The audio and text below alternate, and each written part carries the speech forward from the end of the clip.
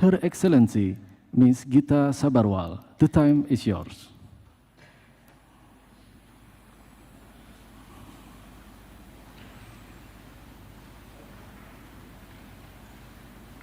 Selamat pagi. Your Excellency, General Rico, Your Excellency, General Ahmadi,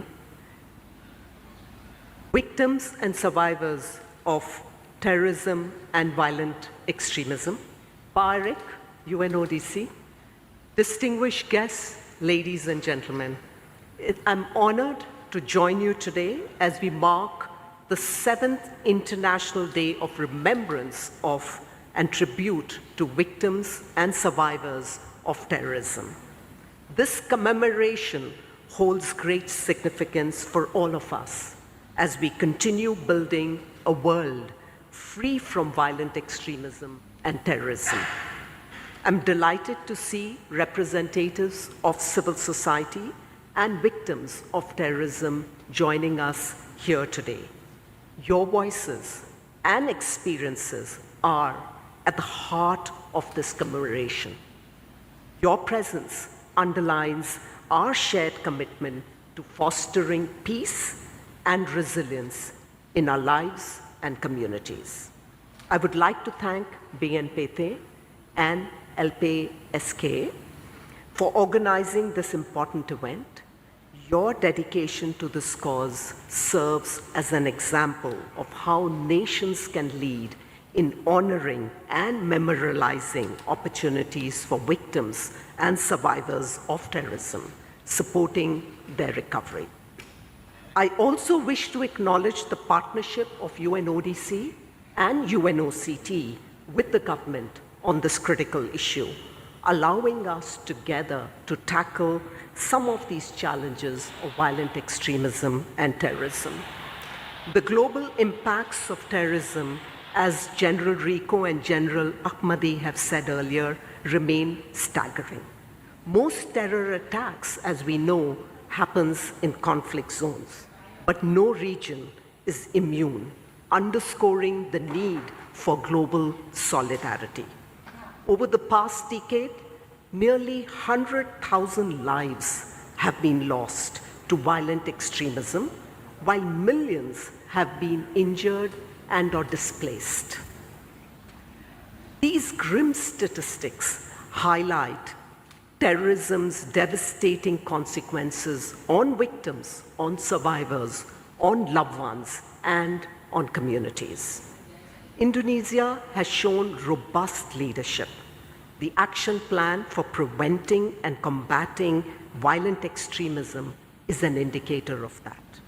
Investing in prevention, which we all know is amongst the most effective strategy, also needs to be combined with protecting the rights of victims and survivors.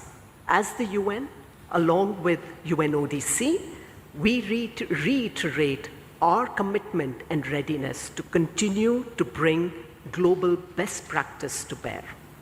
Survivors of terrorism have their own unique stories of loss and resilience, and we have much to learn from them. That is why this year's event, the theme is Voices for Peace with Victims of Terrorism as Peace Advocates and Educators. We at the UN are committed to elevating their voices of victims and empowering them as key contributors to global peace building. This is rooted in UN frameworks and General Assembly resolutions which call on all member states to honor victims, protect survivors' rights, and ensure that their voices are heard in policy making. As part of these efforts is an exhibition called Memories at the UN headquarters in New York, showcasing individual experiences and personal stories that lie behind these grim statistics.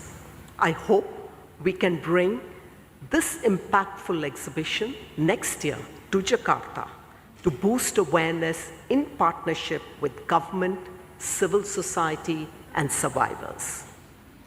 As we all know, terrorism affects us all in one way or another, and we are beholden to join forces to fight against it. Eliminating terrorism and violent extremism is key to creating a peaceful world with dignity and respect for all, in alignment with the Sustainable Development Goals.